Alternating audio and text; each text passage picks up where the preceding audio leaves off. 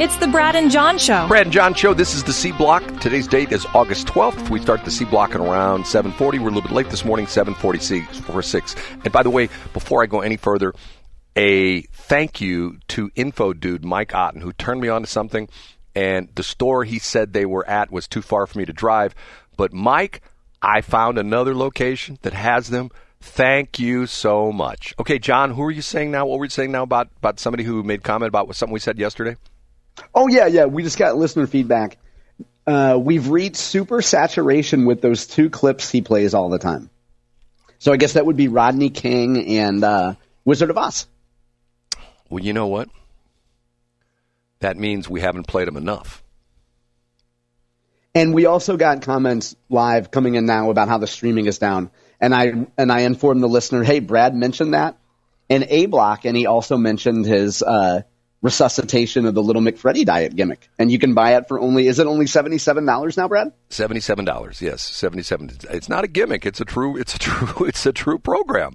Okay, John, the streaming thing is we have a company, and what's so frustrating to me, I have a company, and my sales rep for this company is not a sales rep. It's called a concierge. And oh, that's nice. Who are they? The Missouri Department of Revenue? No, not the Missouri Department of Revenue. And I get automated emails from this woman, and I've talked to her on the phone before, and she's actually a very nice woman. But I get automated emails from her like, hey, if you ever have any problems, don't hesitate to reach out to me. So yesterday afternoon, the stream went down. I get an alarm when it goes off.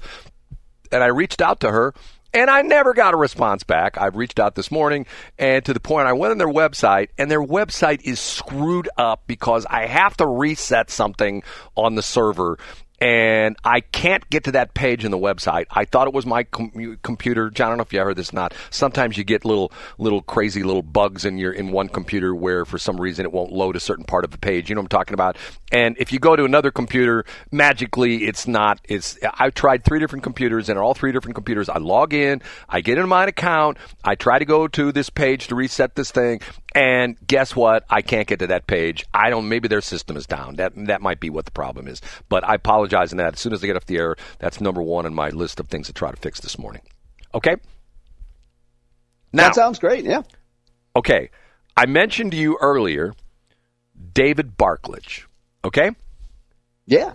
He was on, and you listen all the time, he was on Jason Rosenblum's, did I get that wrong again? Jason Rosenblum. No, yeah, you got it wrong. Go ahead. People that listen are smart. They know. Go ahead. Okay. He was politically speaking, whatever he does the Friday because Elaine Cha can only work 4 days a week. She's like a school teacher. Go ahead, Brad. Come on. I come in on the end of a segment with him, and I'm a little confused. Okay. Explain to me who David Barklage is.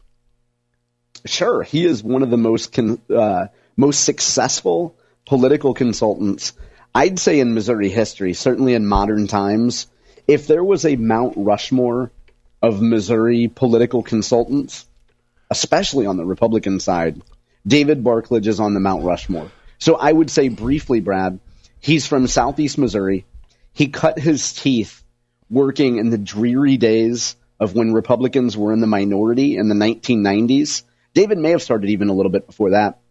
And he was one of the architects of laying the foundation for Republicans to eventually become part of the majority. And since then, he's been arguably, I don't even know if it's arguable, the top consultant in the state of Missouri. If you're running statewide or you're running for state senate, you want David Barklage. I don't know if David messes with state rep candidates anymore or those campaigns anymore, but David is just top-of-the-line political consultant. Okay, here's my question to you. And once again, I jump in my car. The radio's always on. I turn the ignition on, and bang, the radio comes on to whatever station I was listening to last time. This would have been about, hold on, I got a cough. Okay, this would have been, I don't know, this was the replay, so this would have probably been, 7:45 on Friday evening, because they run the noon show between 7 and 8. Okay, and he was talking about the fact that, and what I didn't quite understand, and maybe you can help me on this, he was talking about the fact that the IP reform should not happen, that it's already almost impossible to get something passed as a constitutional amendment. Would he be saying that kind of stuff? No. No. Are you sure that you heard David Barklage? I heard David Barklage. And because Brian, and I'm sorry to interrupt, but I have Jason's Politically Speaking podcast up is this the most recent one that Jason did? It was Friday. Yeah, Friday, 4 days ago. Yeah, because he has Stephen Weber. He quotes Stephen Weber, who's a Democrat, a guy from the National Democratic Redistricting Committee. And yeah, there's nothing in here that's a quote from David Barklage. At no point does Barklage appear on Friday's Politically Speaking. He was not there. I swore they said David Barklage. Yeah, they didn't. Okay, but the guy was saying it's almost impossible to get something passed for a constitutional amendment. And he said that of the people who start a constitutional amendment campaign, they're only 3% ever get it on the ballot. Does that sound right to you? I don't know. Three sounds really small, but I guess it depends on what you consider. So for example, if you're going to bring something to the ballot, you might have 8 different versions of the petition because you don't know which one is going to actually pass constitutional muster or be approved by the Secretary of State. Okay, but he started to talk about how it's tough to get all the signatures, and he said that the average constitutional amendment that gets on the ballot in the state of Missouri is somewhere costing between $3 and $5 million. Does that sound right to you? Yeah. Oh, yeah. To get something on the ballot? Yes. Yeah. I think that's about right because, Brad, you figure how expensive it is to get, to pay people $15, $20 an hour to collect signatures. It's very expensive. Well, I could have sworn he said his name was David Barklage. So, it wasn't, but I'm looking into it right now. We'll do that live on the air. The problem with it is, and John, don't take this the wrong way. I don't mean to be critical of National Public Radio and St. Louis Public Radio because I'm always so complimentary of them. I would go and listen to the stupid, podcast, but you can't forward, or can you forward it? Because and you know what? I've talked to. I think I'm free to say this. I've talked to Jason about this. The native player, the one that's on the St. Louis Public Radio website, is virtually useless. It is. It's terrible. However, if you, like most people, whether you have a Samsung or whether you have an iPhone, if you go to Apple Podcasts, look for Politically Speaking, and there you can move quickly like you would any other traditional podcast. Okay, I will, because I tried to listen to it, and thanks for that advice. I didn't, I should have thought of that myself, but I've done that before to the point where I've listened to the show on their website and I go like, this player sucks. I mean, we don't have the most sophisticated website. I mean, with our thing, Red Circle, which is, a decent company, and they do a nice job, but you can move around easily in our podcast. Very, very easy. Most of them have the back 15, forward 15, so you can, if you miss something, you can go back, or you can use the little cursor and move. It makes it very easy, doesn't it? And now we know, thanks to Brad Hildebrand, that you can listen to the Brad and John show on Apple Podcasts too. That's right, and the reason for that was, remember you remember these things. Who's the one who complained to me? Who was the guy that came up to you and said that he loves listening to the show, but he wants to know why you don't put it on Apple Podcasts? Who was that? Do you remember? I don't. I'm an old guy, remember? Was it Frank Catanzaro? No. Oh. Who was it then? I thought it was Frank. No. But, John, how old are you now? Are you having... I know. Well, your kayfabe age is exactly 20 years older than your real age. So let's say that I'm 67 now. That's what I think it would be. No, but, gosh, we should look that up exactly who it was that said that. It wasn't Chris Walker. Maybe it was Chris Walker, I bet. I can't remember who it was. But that was when I dove into that, and I worked on that and got it to the point where now you Apple did, Brad, Podcasts. and I would like to give you credit. I heard a replay the other day. Thanks to you, we have a very strong signal when you're driving throughout the Westplex area, and I heard the clip where I said something to the effect of, "Yeah, it's not on Red Circle," and you're like, "Oh yeah, I got to work on that." And I, of course, expressed disbelief that you would actually put in effort to do anything to advance the station. And within days, Brad, you had our podcast on Apple Podcasts. So once again, I stand corrected. John, within hours, I did it that same day. I believe you did. Brad. I went in and did it that same day. Okay, and you know what? You make fun of the Lutherans all the time, but you know what's interesting about this? I now have a group of people who are following, because I explained this. Matter of fact, I explained it on the air to you, and I say, okay, go to fccdata.org, type in K283CI. Go to the bottom of the page where, and there's a thing that says license to cover, and there's a little orange triangle. Click on the upward facing orange triangle, and you'll see all the different pleadings that Brad has put in. I actually have people following that now. I actually have. Last week I had somebody text me, and yesterday I had somebody else text me, hey, the Lutherans haven't responded to your pleadings with the FCC. What's going on? I go, I don't know. Matter of fact, the interesting thing about it is they're exactly right. My last pleadings to the FCC were both in mid-July. Matter of fact, one of them was the 16th, one of them was the 18th, and here we are on the 12th. So it's almost been a month. Right now it's 3 weeks since my pleadings that they have not responded to. And the reason that, you know why they haven't responded to them, John? Yeah, because it's not worth their time anymore. That's so nice. Because no, but why would they? Why would they bother responding to you? Because they have to, because right now their license to cover is not being issued because of the fact that I've successfully given a pause to the FCC, because in my last filing, I pointed out 3 FCC rules and regulations they have violated. And I'm not kidding when I say this. I send this to I have friends of mine who are real FCC nerds, and I send to them, I go, hey, you know what? You're the expert at this. Take a look at this. And they go, yep, you're right. I go, really? I'm sorry, it surprises me.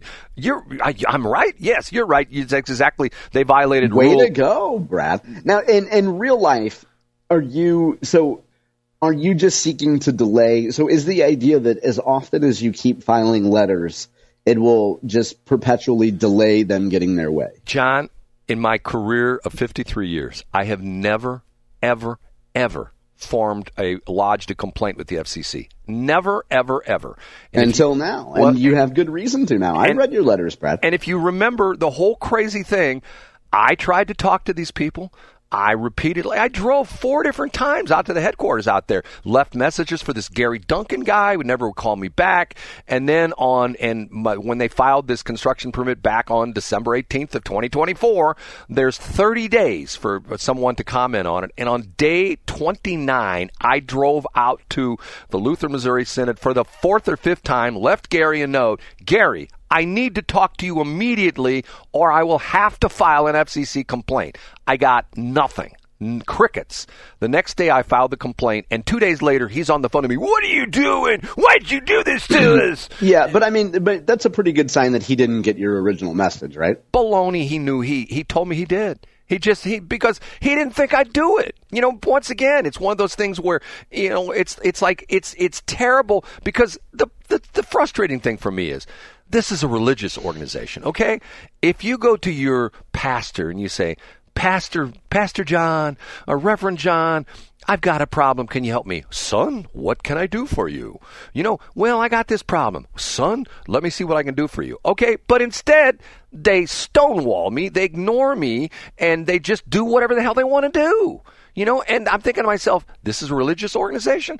I've told you, John, and this is not anecdotal, I can give you chapter and verse.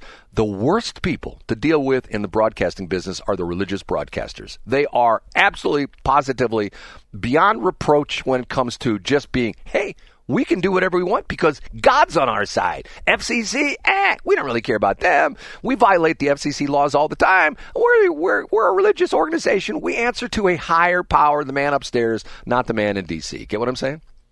You would think that there would be some sort of professional courtesy between real religious broadcasters and a guy that got an online pastoral degree. But, John, reduce it down to basic human things. If you have a problem with your neighbor, and the example I gave in the meeting with Gary Duncan, I gave this crazy example. I said, and it's a complicated story.